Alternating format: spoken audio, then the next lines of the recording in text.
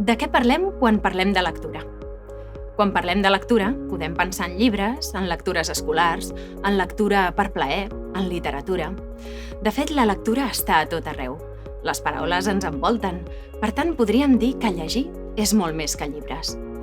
Avui explorarem la lectura des de diferents punts de vista i potser noves perspectives. Lectura per plaer, acadèmica, digital i molt més. Queda-t'hi per assabentar-te'n i, per què no, potser per descobrir una nova forma de plantejar-te què és la lectura per tu.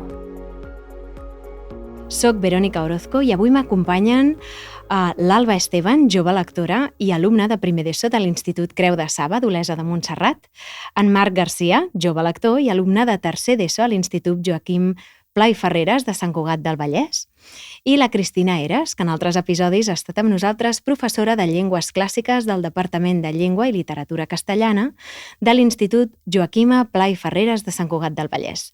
Benvinguts a tots i gràcies per estar aquí. Bé, m'agradaria molt començar per saber, a tu, Alba, Marc, què és la lectura per vosaltres? Vull dir, què significa en el vostre dia a dia? Potser, com la viviu? No sé, a mi és com abans, com pel començament de l'ESO i així, no m'agradava tant, però vaig descobrir com coses guais en la lectura, com, per exemple, la gent diu com que els llibres que t'agraden com no són obligatoris aquests que et posen a l'escola, però jo vaig descobrir la saga que més m'agrada per uns llibres que em van fer llegir obligatòriament, i que és la de Mentira, de la Care Santos, que me'ls he llegit quasi tots.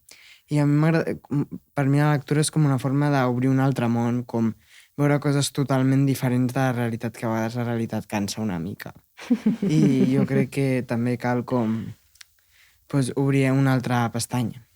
O sigui, que podries dir que fins i tot la lectura pot ser abair-te una mica com del teu dia a dia. Escapar.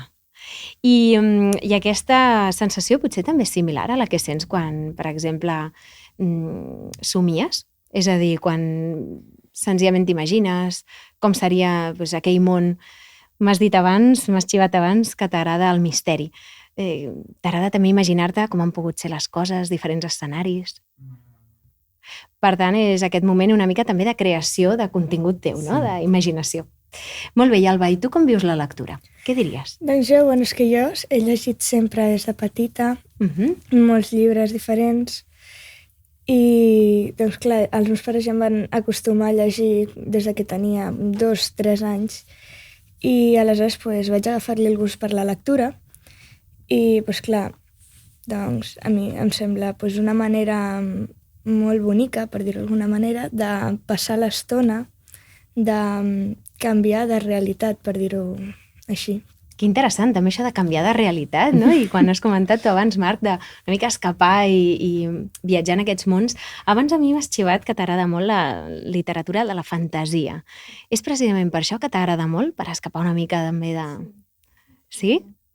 I quan has dit que els teus pares, vull dir que aquest entorn familiar des de petita t'ha ajudat a llegir, què era? Perquè ells també llegien? Perquè ho fèieu en família?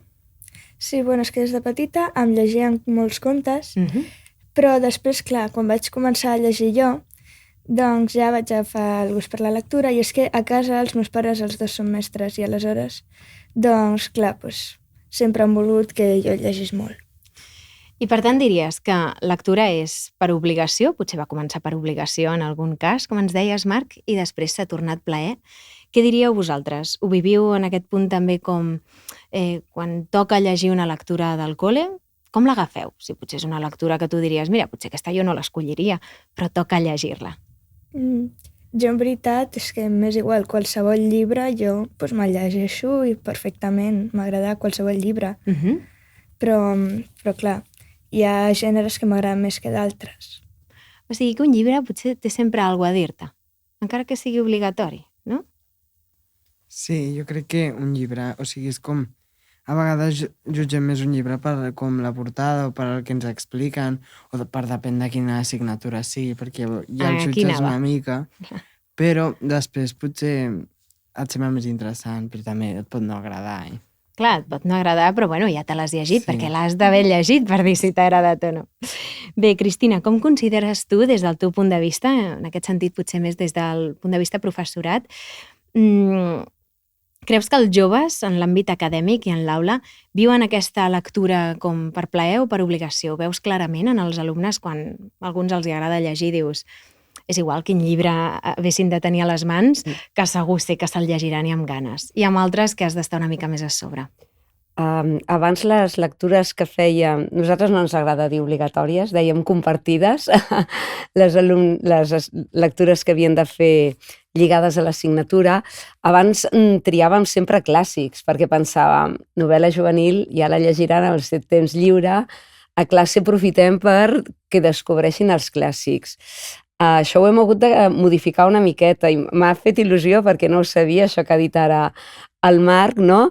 De com una lectura que era obligatòria per l'assignatura li va obrir un món, no? Va dir, doncs m'ha agradat i m'he llegit, no el primer sinó tota la saga. És a dir, ara sí que hem de combinar més les lectures dels clàssics acompanyades amb obrir finestres de lectura juvenils que potser ells no agafarien i llavors veuen que realment els agrada molt, no? I que els endinsa més en aquest món. Clar, potser llibres que ells mai escollirien, però que descobreixen arrel d'aquesta lectura compartida. M'ha agradat molt més aquest concepte que obligatòria.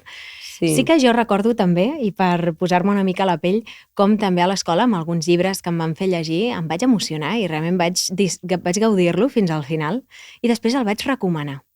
Aquí m'agradaria també preguntar-vos, Alba, Marc, dels llibres que teniu de lectura compartida, per així dir-ho, hi haurien alguns que us agradaria canviar? O diríeu, l'he llegit, no m'ha agradat molt, però hi ha un altre que he llegit que té una mica el mateix estil que el podrien canviar i que fins i tot el podeu proposar, no ho podeu fer. Com funciona això amb vosaltres, amb els profes? Teniu aquest punt de poder anar també comentant una mica els llibres amb ells?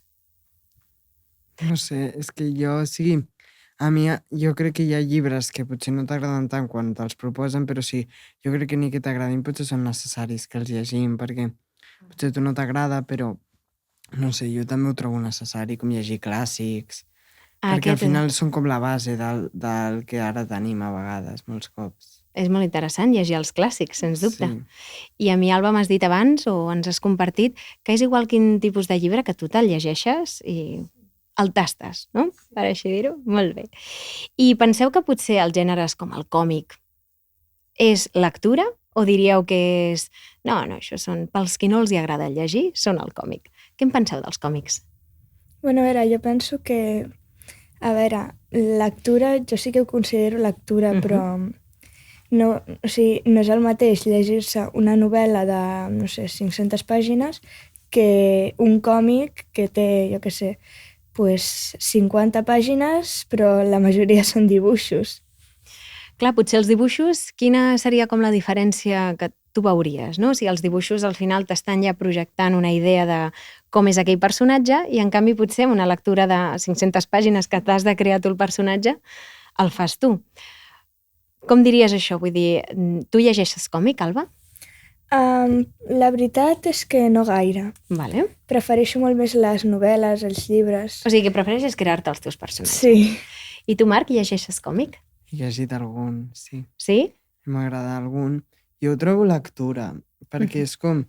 També estàs...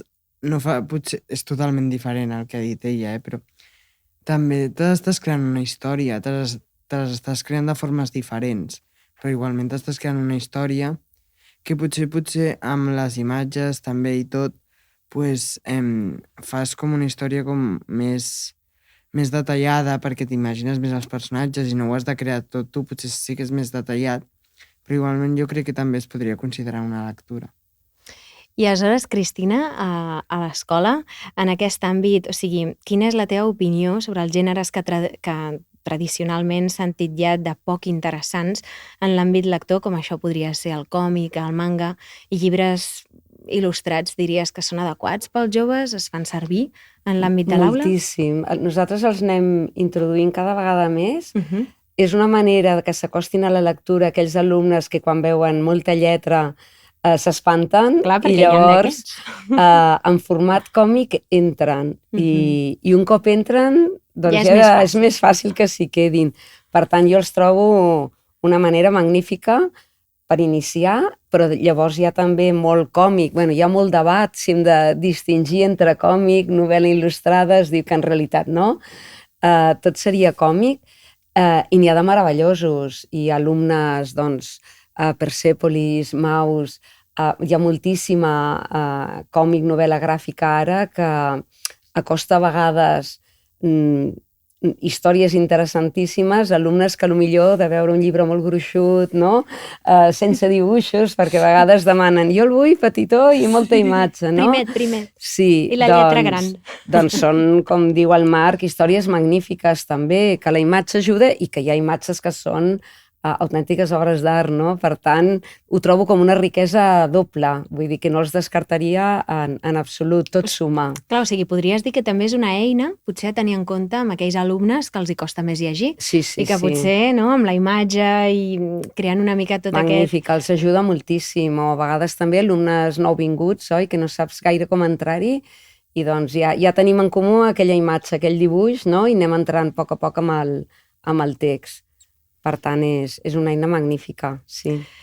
Molt bé, i quina és, diguéssim, o sigui, potser tu consideres que afavoreix l'hàbit lector tenir, diguéssim, aquestes lectures compartides en aquest període de vida en el que els joves tenen com aquestes lectures compartides, obligatòries, afavoreixen aquest hàbit lector? Jo ho trobo imprescindible.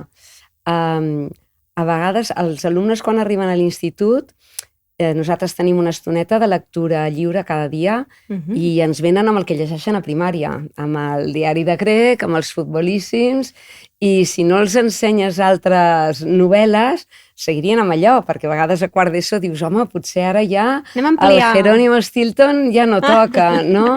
Que alguns el porten. Però clar, és divertit, no? També connecta amb la seva infància. És fàcil, i a vegades l'han llegit ja 30 vegades, és fàcil. El fet de tenir una lectura compartida descobreixen que hi ha molta varietat de gèneres, molta varietat d'històries. Llavors, ho trobo imprescindible. Si no el fessin compartida, no descobririen, no?, tanta riquesa com hi ha, tanta varietat. Llavors ja cadascú va trobant el seu gènere, si és la fantasia, si és el misteri, però començant amb aquestes compartides. Ara, per exemple, hem triat Care Santos, no? I aquests que tenen saga és com... Ideal, no? Ideals. Pels pares també, perquè diuen, he trobat una saga que li agrada al meu fill, que vagin publicant, no? Que tenim aquí lectura per temps. Això és fantàstic. I vosaltres com viviu aquest petit espai de lectura lliure, com així ha dit la Cristina, en aquest dia a dia a l'escola? És un bon moment? És aquell moment que dius, vull arribar i que ja... O què? Jo crec que és una bona estona, perquè també jo la considero una estona com de desconnexió del ritme frenètic de les classes, perquè, clar, són moltes classes en un dia i aleshores, clar, 20 minuts de lectura, et donen un espai suficient també per respirar, no? I dir, ara break per mi. Sí. Ho vius així, tu, Marc? Jo també ho veig com una estona, que són 30 minuts en el cas nostre, que és com una estona de, per tot el dia cansat, em relaxo com llegint un llibre que a mi m'agrada, que això també fa guai, com si a més pots llegir, que potser llegim al dia, però al moment de llegir una lectura que a tu t'agrada, jo ho trobo com un moment de desconnexió, com estic llegint ara i deixeu-me estar. I tot es queda en un altre costat, no? Els problemes, el que t'han dit, si t'han donat notes i potser no estaven super bé. Bueno, m'alegro molt. Gràcies a tots. Avui hem vist que la lectura forma part del nostre dia a dia, més enllà dels llibres. Hem descobert com els joves s'hi relacionen i el més interessant, el que pensen i com l'entenen.